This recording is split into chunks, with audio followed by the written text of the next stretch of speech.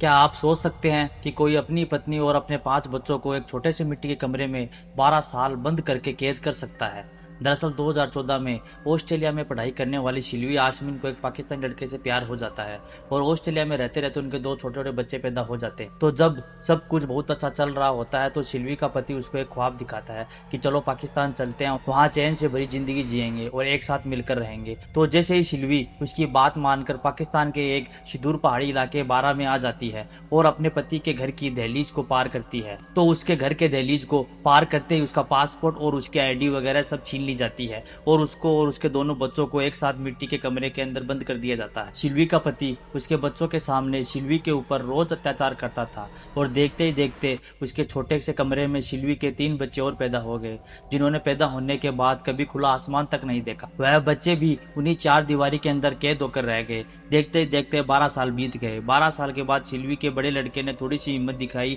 और वहां से बचकर भाग निकला। और जैसे ही वह वहां से भाग कर निकला तो वहां तुरंत बारा के एक पुलिस स्टेशन पहुंचा और उसने पुलिस को रोते रोते उस 12 साल का अपने माँ के ऊपर होते हुए अत्याचार बताया। जैसे ही पुलिस वालों ने यह बात सुनी तो शिल्वी के पति के घर पर छापा मारा, जहां उस छोटे से जर्जर कमरे में शिल्वी और उसके 5 बच्चे मिले और उसके पति को गिरफ्तार कर लिया गया। शिल्वी आज अपने पति के कैद से आजाद है और उसको और उसके 5 बच्चों को फ्रांस एम्बेसी द्वारा फ्रांस भेजने की तैयारी चल रही है। वो कहते हैं ना कि अंधेरा कितना भी लंबा क्यों ना हो, लेकिन एक ना एक दिन रोशनी का उजाला उसे खत्म कर ही देता है।